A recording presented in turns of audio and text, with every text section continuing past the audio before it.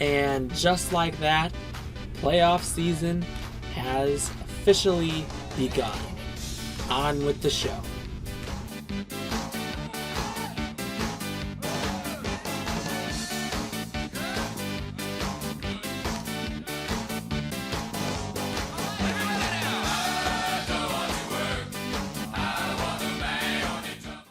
What's poppin', y'all? It's your man, Clubboy Bales, and welcome to another edition of Wisco Sports.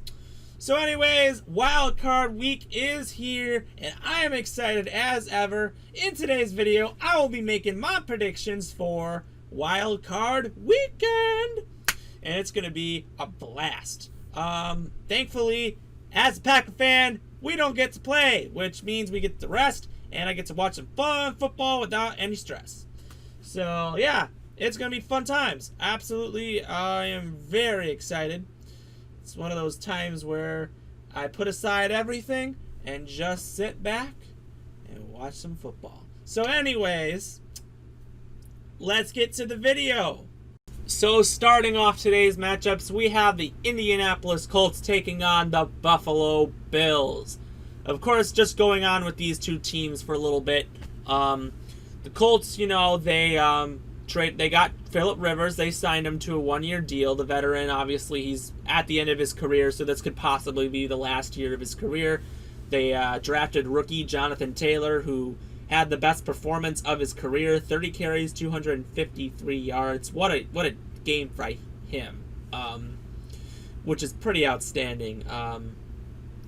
Yeah, that Colts team is very underrated. Nyheim Hines, a very underrated third down back. T.Y. Hilton, great wide receiver. And then also they have a phenomenal defense with Darius Leonard and all these other guys. This is a team that, in my opinion, can really be dangerous when they play right. A lot of the times they really are underlooked because of all the talent they have. But the thing is, they have to face the Buffalo Bills. Josh Allen, I knew Josh Allen was going to be pretty good coming into this year. Getting Stephon Diggs, they had weapons, they added them, they got all these people, and this team got so good. They are so dangerous to be reckoned with. Obviously, Allen's got more weapons, in my opinion. This offense that the Bills have, in my opinion, is even better than the Chiefs. I got to be completely honest with you. But, I mean, the way they're playing, their offense just goes down the field and scores. Allen is just dangerous. I mean, the thing is, Allen's accuracy was obviously an issue. And, you know, he can still have these issues, but the thing is, he's getting better and better. And that is something that I'm fearing a little bit, because I remember the first time the Packers played the Bills, they were terrible. Josh Allen just looked awful. And now, I don't know what happened, but Allen got so good. This team is going to be a really dangerous team to be reckoned with. A team that I can even say is a Super Bowl contender. With that being said, I'm taking the Buffalo Bills, beating the Colts 24-17. Something like that. I think it's going to be a close, low-scoring game. Two defenses really going at it, but I think the Bills really deserve a victory. I think they have a legitimate shot. Next up, we have the Los Angeles Rams taking on the Seattle Seahawks. Well, we just saw those two teams face off 2 weeks ago, and it wasn't really pretty for either team, especially the Rams. Jared Goff probably played one of the worst games I've ever seen him play, and he dislocated one of his fingers or thumb or whatever it was. But of course, you could tell he just wasn't in his right mindset. The whole team really wasn't in it. Obviously, the Rams are just really riding on their fantastic defense. That's why they won games, and that's why they made the playoffs. But the thing is, if Jared Goff's out again, this isn't really going to be a contest. John Wolford didn't really look good at all. The Rams they won 18-7 against the Cardinals. It was like one of the worst games I think I've ever seen in my life. Yeah, like, regardless of anything, I mean, Seattle's offense isn't even that good either.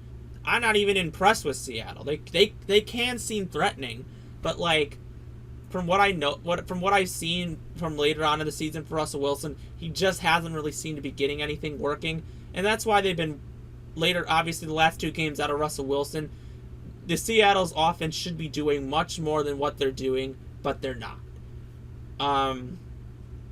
But to be honest with you, I feel like the team with the home field advantage, which is Seattle again.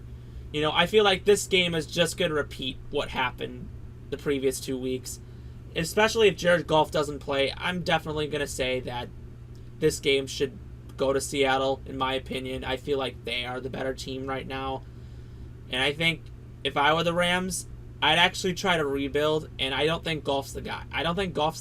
I think you need a new quarterback. I'm just being completely honest. You have one of the best defenses in the league, and you got some young players on offense. Cam Akers, Cooper Kupp, Robert Woods. Those are some great playmakers. Tyler Higbee's really coming along. I think Goff isn't the guy. That's my personal opinion. And I think it's pretty soon that Rams will probably look at this and say that they really want to move on from pretty soon. So I'm going to take Seattle. So next matchup, we got the Tampa Bay Buccaneers taking on the Washington football team. So obviously a lot to say about both these teams. First off, on Tampa Bay, of course, they got Tom Brady, Robert Gronkowski, Leonard Fournette, Antonio Brown, Mike Evans, Chris Godwin, and etc. That just is the most loaded offense you could ever have for Tom Brady, and they're just trying to set him up for another championship. I get it. It's exciting. It's an exciting time for Buccaneers fans because they missed out on the playoffs. They really turned it around. Knew Jameis wasn't their guy. Got Bruce Arians as a coach, and they figured it out. This is a team that, in my opinion, is very dangerous. The thing is, both times they played the Saints, they looked awful. So obviously, I feel like if they play the Saints again, that's not going to be well for them. But any other team, I think, it's going to be really hard because they've really demolished all their opponents. Looking at the last 2 weeks, they've averaged 45 points per game. I mean, you got to be kidding me. But at the same time, they played against terrible defenses, which is why they averaged so many points per game. And Ronald Jones is really coming along as a great running back. Very underrated running back. Going on to the Washington football team, this is a team that was in one of the worst divisions in NFL history. They got through, and they were able to win a performance when the Eagles basically just decided and said, screw it, we're not going to try. Washington ended up winning. But Washington, I think, of what they've been through, having to go with the name change, all the allegations on their owner, all this crazy nonsense that went on, I think it was pretty insane in my opinion. And then, of course, you got Ron Rivera, obviously recovering from cancer, and, of course, Alex Smith, definitely who deserves the Comeback Player of the Year award going through what he went through. This whole team, I think, deserves it, and I'm cheering absolutely for Washington. But even though they're at a home game, and even though their defense is considerably, this is why they won the division. It's because of their defense. We all know that. But let's be real here. Am I ever going to bet against Tom Brady? Never. I mean, I can't do that, especially with the team they have. So one of the best offenses versus one of the best defenses. Knowing how playoffs work for Brady, I am going to pick the Tampa Bay Buccaneers. Next matchup, going on to Sunday, we start off with the Baltimore Ravens at the Tennessee Titans. Now, Baltimore obviously went on a run, and they made the playoffs. They are playing a lot better football than they did previously, so condolences up to them. They had to face the team that eliminated them last year. Baltimore was the best team in the league last year. Had the best record in the league last year, and they ended up getting upset by the 9-7 Tennessee Titans, who made it all the way to the NFC Championship game. Tennessee was a big surprise last year. This was a team we all knew was going to be really great. Derrick Henry's having the year of his life. Ryan Tannehill also having the year of his life. A.J. Brown, very phenomenal wide receiver. The problem is their defense. Of course, they signed Jadeveon Clowney thinking their defense was going to be phenomenal. Their secondary is obviously what makes their defense phenomenal. They have a really great secondary. Everybody else, not so much. Their defense has really not been good this year at all. Let's just be completely honest. Despite having really great members in the secondary, I don't think their defense really has, the necessities. The thing is, their offense is so good, it's hard for teams to really stop this team. Now, of course, unless you're the Green Bay Packers who blew them out, I would change my mind and reconsider that. But Baltimore Ravens have been known to really just suck when it comes to the playoffs. We saw Lamar Jackson just basically look like trash every time he goes onto the stage of the playoffs, and they'll have to try to come back, and they can never do it. This time they're playing on the road, so it's different. The last 2 playoff games, they won the division and they were at home. This time they are on the road. Road is obviously a difference. It's a real difference maker. And I know Lamar Jackson has really been a lot better, and they've really demolished all their opponents, but they haven't really played a good team yet. They haven't played a good team in a long time, in my opinion. I mean, if you look at their schedule, their last close game, I think, ended up being a loss to Pittsburgh, was it? I don't remember, but Cleveland was a good team, and they destroyed. That was one of the craziest games ever. But from what I see, Baltimore's got to keep this positive energy going, and I think if Baltimore keeps up what they got, they could win this game. But knowing and seeing how Tennessee's offense has been, there's no stopping Derrick Henry, and I don't know how any team is just going to be able to stop him. In my opinion, I am going to take the Tennessee Titans. Obviously, both those teams did meet. It went to overtime, and Derrick Henry had the game-winning touchdown. Tennessee is just too good of an offense for, I think, the Ravens to handle again, so I'm definitely going to go with Tennessee. Next up, we have the Chicago Bears taking on the New Orleans Saints. So, of course, the Chicago Bears, they started the season out 5-1. They beat the Buccaneers. Everyone was thinking, oh, the Bears, they're scary. Woo! But then their real colors showed, and they just sucked. Obviously, things were going well, and they were 5-7. And, of course, every single Bears fan was like, we suck. We're terrible. Because I personally know a bunch. Anyways, they were able to go on a run and end the season 8-8, and somehow they made the playoffs. Believe it or not, that happened. The New Orleans Saints had a very rocky year. Well, I wouldn't say a rocky year. They were really great. Everyone thinks the Saints have the best defense in the NFC. I think if you look at all the teams other than the Rams, I think the Saints, obviously, given that they had the best record, yeah, they have a good defense, absolutely. But the thing is, they've had a rocky road. Michael Thomas, injured, not injured, no healthy receivers. Drew Brees, the injuries to his ribs, Taysom Hill having to start a quarterback. What are you going to get out of it? I think Drew Brees obviously is at the end of the career. I believe this is probably his last season in the league. If he retires, I got to congratulate him on a fantastic career.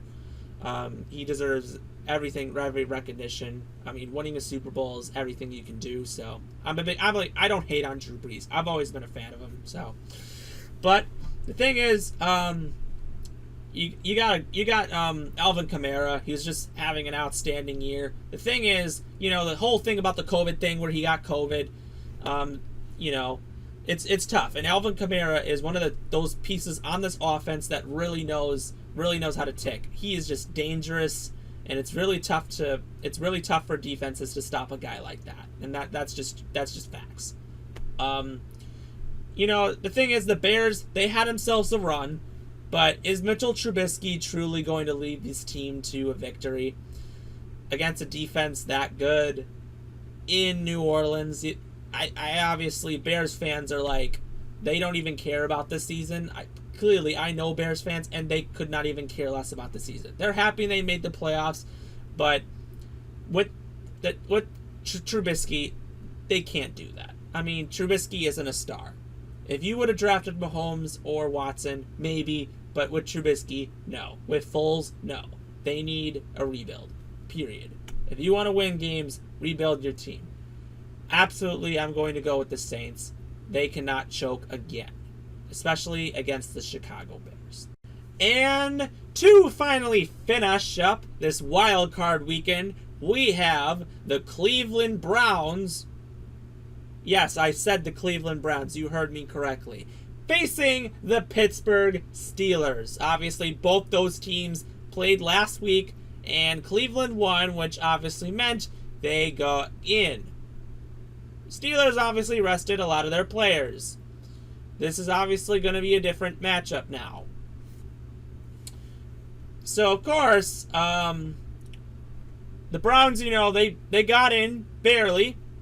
After losing to the Jets with no people, they barely beat the Steelers. But the Browns, their defense is pretty underrated. I mean, their point differential may be terrible, but for some reason, they just happen to win games this year, which just is amazing. Nick Chubb and Kareem Hunt, probably best running back duo in the NFL. Steelers have a phenomenal defense. Of course, they started the season 11-0. People were saying, oh, the Steelers are dangerous. But when you looked at all their games, you realized a lot of these wins were close. Then their true colors started showing. They were on a 3-game losing streak. And then they beat the Colts, a comeback win. They won the division because of it. And then obviously they didn't really give a rat's crap about the last game. So, this will be different. A lot of people are rested, and it's going to be very different. This is Baker's first playoff game. And this is Big Ben's however playoff game. Whoever knows how many playoff games he's played in. I haven't kept track of that. But Big Ben, obviously he wants some wins, and, he wants another Super Bowl appearance. I mean, but to be honest with you, the offense that he has, I just don't really see it. Juju Smith-Schuster, Deontay Johnson, James Washington, Clay Paypool, Eric Ebron, that's a good core of receivers. I mean, that's great. The running game is just absolutely awful. As much as James Conner looked really great, their running game has just been awful. Their line has not done a good job protecting Roethlisberger.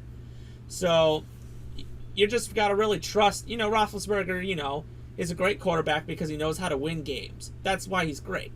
The thing is, Baker Mayfield is very young, but I've always, doubted the Browns. But the thing is, the Browns didn't play against all the stars.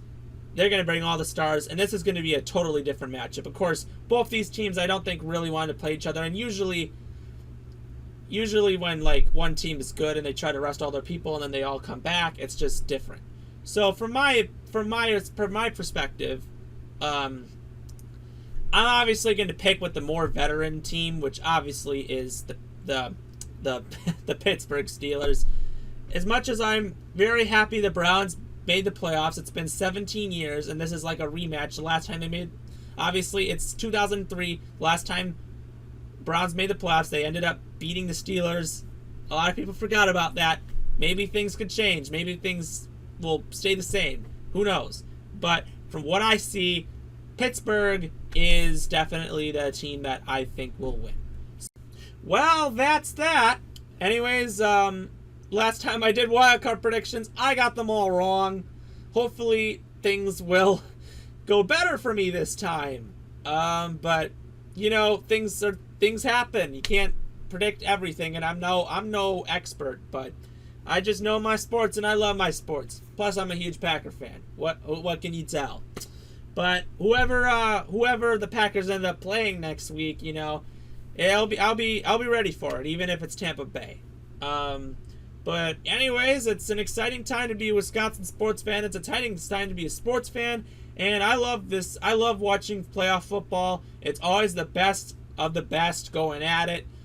Great games, always to watch. I mean, sometimes when a team gets upset, it amazes me. That's the best part of something, and that's the best part of just watching football. And I'm really ready for the Super Bowl to come along. And then, obviously, we're at the Depression's age where we're just sitting there saying we wish we had football back. But anyways, So that's that. So anyway, subscribe below. Obviously, I'll be making new videos every once in a while. It's going to be an exciting time, so keep on going with it. So anyways, this is your man Clubboy Bales. Stay safe, be smart, and as always, go pack go. We'll see you next time.